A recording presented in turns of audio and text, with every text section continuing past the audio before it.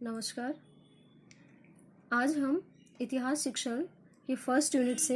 एक नया टॉपिक ले रहे हैं जिसका नाम है इतिहास शिक्षण में सहसंबंध। सहसंबंध को जानने से पूर्व हम ये जानने का प्रयास करते हैं कि ये चीज़ ज्ञान के क्षेत्र में निर्विवाद सत्य है कि संपूर्ण ज्ञान अखंड होता है, परंतु हमने यानी मनुष्य ने पठन पाठन की सुविधा के लिए उसका वर्गीकरण कर लिया है और उसके प्रत्येक वर्ग को एक विषय का हमने नाम दे दिया है, जिससे कि विषय में दक्षता प्राप्त की जा सके और उस विषय के अनुसार उद्देश्यों का निर्धारण हो सके। किंतु बालकों को पढ़ाए जाने वाले इन विषयों में पृथकता की एक स्पष्ट सीमा रेखा जो हमने खींची है वो उनके लिए सर्वथा अनुचित मानी गई है और ये चीज मनोवैज्ञानिकों ने भी पुष्ट की है कि बालकों को विषय का ज्ञान एक अविभाज्य या अखंड इकाई के रूप में अगर दिया जाए तो उनके लिए वो ज्यादा इजी बन जाता है। इस चीज को हम गुआयु के शब्दों के अनुसार भी समझ सकते हैं, जिन्होंने सहसंबंध पर बल देते हुए कहा है कि घटनाओं तथा विचारों का मानस पटल पर स्थायी एवं उपयोगी प्रभाव तभी पड़ता है जब मन उन्हें नवीन घटनाओं एवं विचारों के साथ व्यवस्थित एवं संबद्ध करता है। अर्थात किसी विषय वस्तु से संबंधित घटनाओं या विचारों को सिर्फ हम उस विषय वस्तु के अकॉर्डिंग ही पढ़ेंगे तो वो चीज हमारे लिए इतनी ज्यादा प्रभावी या स्थायी नहीं हो पाएगी, बल्कि उसको पढ़ाते समय हम परिवेश में जीने वाली उन घटनाओं, विचारों या नवीन स्थितियों के अनुसार उसको हम संबंध स्थापित कर देंगे या उसके अनुसार व्यवस्थित कर देते हैं तो किसी भी विषय का शिक्षण ज्यादा प्रभावी बन सकता है और यही सहसंबंध की एक नींव का कार्य करता है। अब हम सहसंबंध के संप्रत्यय को समझते हैं। सहसंबंध शब्द सर्वप्रथम J.F. हर्बार्ट के द्वारा दिया गया। इनका जो सिद्धांत था आत्मबोध का सिद्धांत, उसमें इसकी बात की गई कि बालकों को विषय के ऊपरी ज्ञान के बजाय उनको किसी चीज को समझाने के लिए आत्मबोध की आवश्यकता होती है, जिससे कि वो उसे सरलता से समझ जाए। इस सिद्धांत को आगे बढ़ाते हुए उनके शिष्य जिलर्ड टी ने इसमें महत्वपूर्ण रोल निभाया और उन्होंने आत्मबोध के सिद्धांत को संशोधित करते हुए एक नवीन सिद्धांत दिया जिसका नाम था केंद्रीकरण का सिद्धांत। केंद्रीकरण के सिद्धांत से तात्पर्य है कि एक विषय को केंद्र में रखकर अन्य विषयों का शिक्षण उसके आधार पर करना। यहाँ पर भी वही बात दोहराई गई है कि विषय हमारा एक हो जो मुख्य रूप से हम जिसे पढ़ा रहे हैं, लेकिन उसको केंद्र में रखकर हम अन्य विषयों को न छोड़ें, बल्कि उन अन्य विषयों के शिक्षण को भी हम आधार स्वरूप या सरलता के लिए अपनाएं। यहाँ फिर वही बात दोहराई गई है कि सह संबंध से तात्पर्य है कि किसी एक विषय को न रखकर सभी विषयों के साथ उस विषय का संबंध स्थापित करके शिक्षण अगर करवाया जाए तो विद्यार्थियों के लिए वो ज्यादा सरल, रोचक एवं प्रभावी हो सकता है।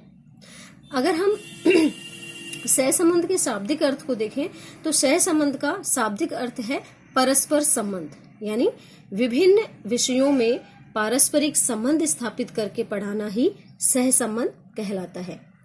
बर्नार्ड ने इसकी परिभाषा दी है कि सहसंबंध विद्यालय के विभिन्न विषयों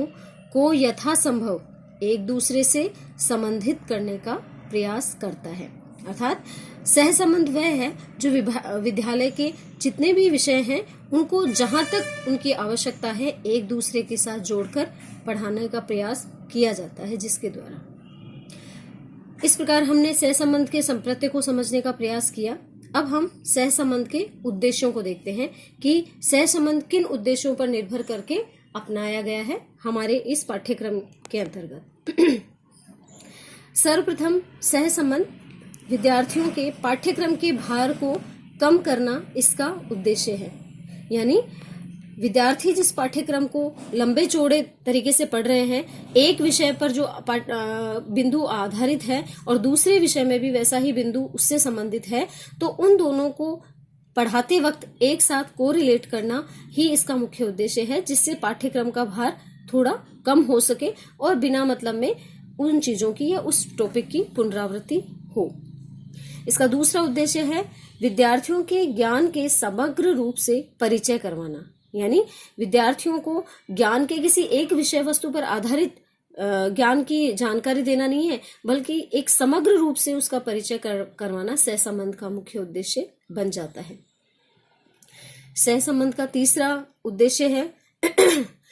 जब हम विभिन्न विषयों को एक दूसरे से संबद्ध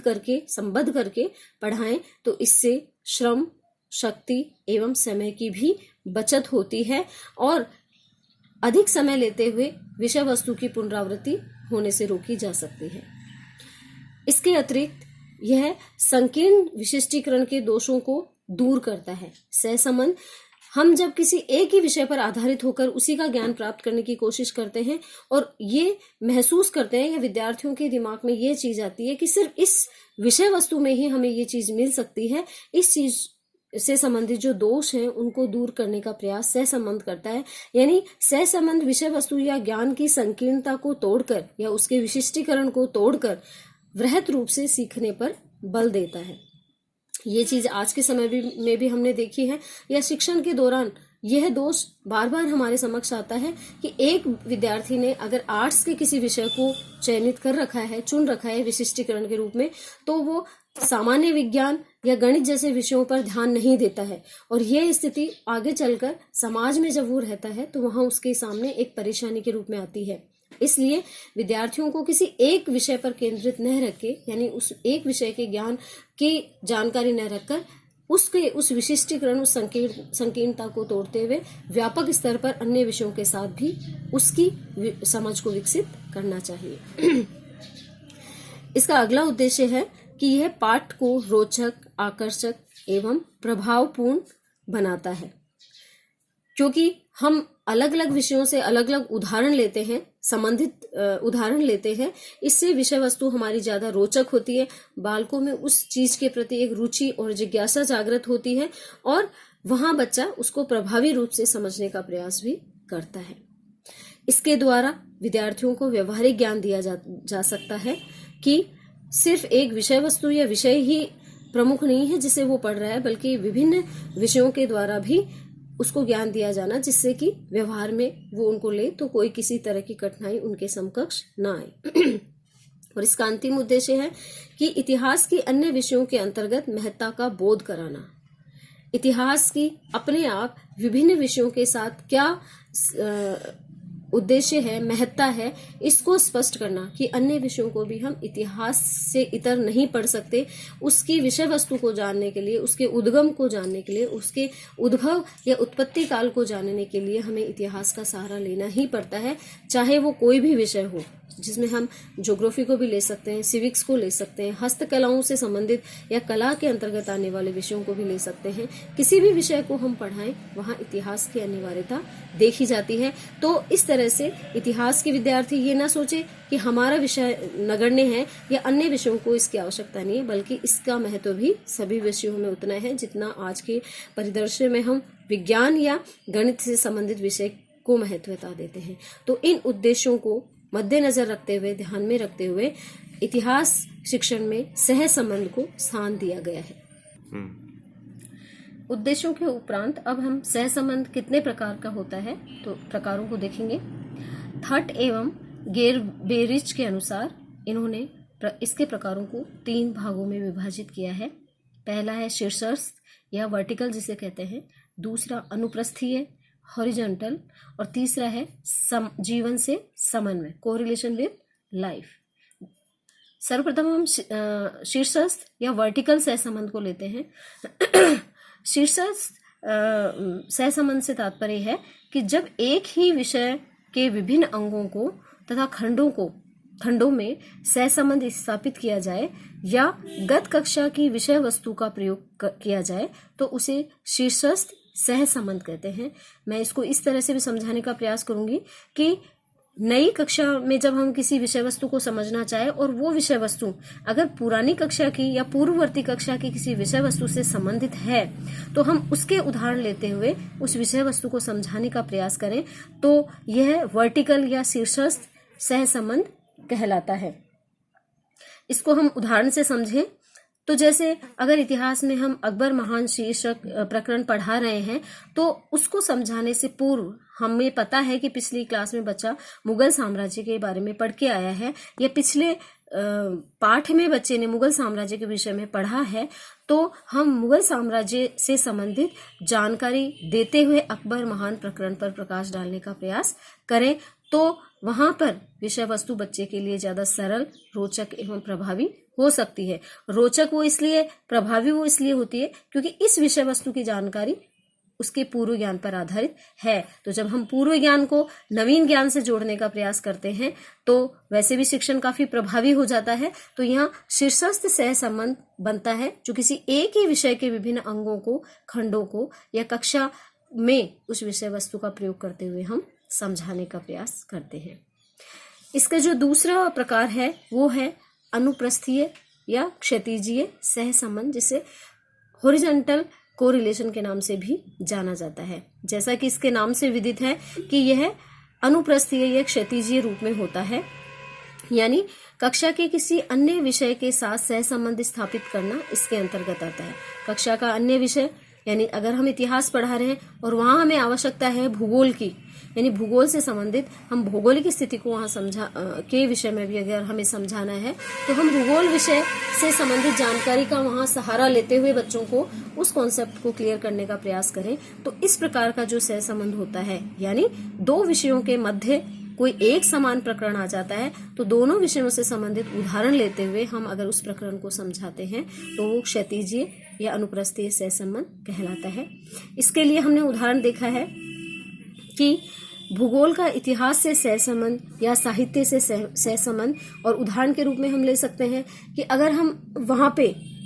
अकबर महान के साम्राज्य विस्तार को ही पढ़ा रहे हैं तो वहां उस समय राजस्थान से होते हुए अगर वो मेवाड़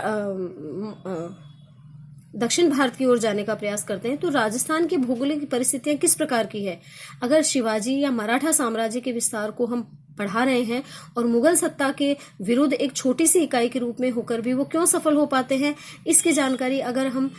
उसी स्थान के भौगोलिक परिस्थितियों को देते हुए दे, या उन्होंने छापामार युद्ध पद्धति अपनाई, क्यों अपनाई, वो क्यों सही रही, पानीपत की तृतीय युद्ध में वो क्यों सफल नहीं हो पाई नीति या प्रणाली, इन सब की जानकारी अगर हमें देनी है तो उस स्थान विशेष की जो विषय वस्तु से संबंधित है कि भौगोलिक रचना के विषय में भी हमें बच्चों को जानकारी देनी चाहिए। अगर हम छापामार युद्ध पद्धति में दक्षिण भारत की भौगोलिक स्थिति और उत्तर भारत की भौगोलिक स्थिति में तुलना करते हुए, उनका वर्णन करते हुए बच्चे को इस कॉन्सेप्ट को समझाते हैं कि मराठा क्यों दक्षिण भारत में सफल रहे जबकि उत्तर भारत में नहीं सफल हो पाए, तो बच्चे इस चीज को ज्यादा सरलता से समझ पाएंगे और एक लंबे समय तक वो चीज उनके दिमाग में स्थायी बनी रहेगी। अनुप्रस्थीय या क्षैतिजीय सह संबंध को दो भागों में विभाजित किया है। एक है आकस्मिक क्षैतिजीय सह संबंध और दूसरा है नियोजित अनुप्रस्थीय सह संबंध। आकस्मिक सह संबंध से तात्पर्य है कि विषय को सरल एवं रोचक बनाने के लिए संयोगवश जब हम किसी उदाहरण के द्वारा दूसरी विषय वस्तु का सहारा लेते हैं या प्रयोग करते हैं तो वो आकस्मिक अनुप्रस्थीय सह संबंध के अंतर्गत आती है। इसके लिए विषयाध्यापक पहले से कोई तैयारी करके नहीं आता है, वो कक्षा के अंतर्गत बालक के द्वारा पूछे गए प्रश्नों के आधार पे या उनकी शंकाओं के आधार पे या स्वयं उस विषय वस्तु को रोचक बनाने के लिए अगर उसे लगता है कि मुझे इसका प्रयोग करना चाहिए, वहां वो उसका प्रयोग करता है। तो उस तरह का सह संबंध इसके अंतर्गत आता है। जैसे मैंने पहले भी दोहराया था कि अकबर के साम्राज्य विस्तार को पढ़ाते हुए अगर बालकों को समझने में कठिनाई हो रही है, शिक्षक को ये महसूस होता है, तो वो राजस्थान की भौगोलिक इकाई या राजस्थान के का उसके साम्राज्य विस्तार की नीति में क्या इंपॉर्टेंस था, इसको समझाने के लिए वो प्रयोग करता है। दक्षिण भारत में जाने के लिए राजस्थान की क्या भूमिका है, इसको समझाने के लिए वो भौगोलिक पृष्ठभूमि राजस्थान की का प्रयोग समझाने में प्रयोग करता है। तो वह सह संबंध आकस्मिक सह संबंध के अंतर्गत आता है। इसका दूसरा सब पॉइंट था नियोजित अनुप्रस्थीय सह संबंध, यानी विषय वस्तु एवं शिक्षण सामग्री की पूर्व नियोजित तैयारी करना। जैसे इस टॉपिक के नाम से हमें पता चलता है कि शिक्षक पहले से ही इस चीज की तैयारी करके लाता है कि इस विषय वस्तु को समझाने के लिए हमें किसी दूसरे विषय की विषय वस्तु या शिक्षण सामग्री का सहारा लेना पड़ेगा, तो वो कक्षा में आने से पूर्व उसकी तैयारी कर लेता है। तो वो नियोजित सह संबंध के अंतर्गत आता है। जैसे पानीपत का युद्ध पढ़ा रहे हैं तो मानचित्र का प्रयोग तो शिक्षक पहले मानचित्र कक्षा में लेके आएगा अपने साथ और उसके आधार पे समझाने का प्रयास करेगा कि पानीपत का युद्ध किस तरह से किस परिस्थिति में लड़ा गया और किस तरह का था। दूसरा, पृथ्वीराज चौहान को अगर हमें पढ़ाना है तो उनकी विशेषताओं को या युद्ध में असफलताओं को बताने के लिए वो हिंदी विषय से संबंधित रचनाओं का प्रयोग करता है, चंद्रप्रदायी की रचनाओं का प्रयोग करता है। तो उससे संबंधित यानी समकालीन घटनाओं की हमें जानकारी मिलती है। इस तरह से अनुप्रस्थीय सहसंबंध को हमने 2 भागों में विभाजित करके समझा है। और तीसरा जो प्रकार है वो जीवन से समन्वय का संबंध, यानी सहसंबंध सिर्फ इसलिए आवश्यक नहीं है कि विषय वस्तु को ही क्लियर किया जाए, बल्कि वह विषय वस्तु बालक के दैनिक जीवन में किस प्रकार उपयोगी हो सकेगी। तो शिक्षक दैनिक जीवन के विभिन्न अनुभवों का सहारा लेते हुए जब उदाहरण देता है या विषय वस्तु को समझाने का प्रयास करता है भिन्न भिन्न विषयों के आधार पे, तो वह सहसंबंध जीवन से संबंधित समन्वय कहलाता है। इसका लाभ है कि यह वास्तविक जीवन का प्रभाव इस पर होता है और इससे बालक भविष्य की समस्याओं का समाधान भी आसानी से कर पाता है। तो इस प्रकार यह सहसंबंध के प्रकार हमें पता होने चाहिए और ये किस तरह से हम अन्य विषयों के साथ कोरिलेशन करके, किस प्रकार से इनका प्रयोग करके हम अपने शिक्षण को या विषय वस्तु को प्रभावी बना सकते हैं। सहसंबंध का महत्व सिर्फ इतिहास के अध्ययन में ही नहीं है, बल्कि जैसा मैंने पहले भी बताया कि विभिन्न विषयों के अध्ययन में भी सहसंबंध बहुत इम्पोर्टेंट होता है, अपना महत्वपूर्ण स्थान रखता है। तो हम सहसंबंध के महत्व को अब देखते हैं। सहसंबंध विधि द्वारा इतिहास को सजीव, रोचक, सरल एवं ज्ञान को स्थायी बनाने में आसानी रहती है। यानी अगर हम अपने किसी पर्टिकुलर विषय की जानकारी देते समय विभिन्न विषयों का यथासंभव यथास्थान प्रयोग करते हैं तो वह ज्ञान काफी सजीव, रोचक और सरल हो जाता है।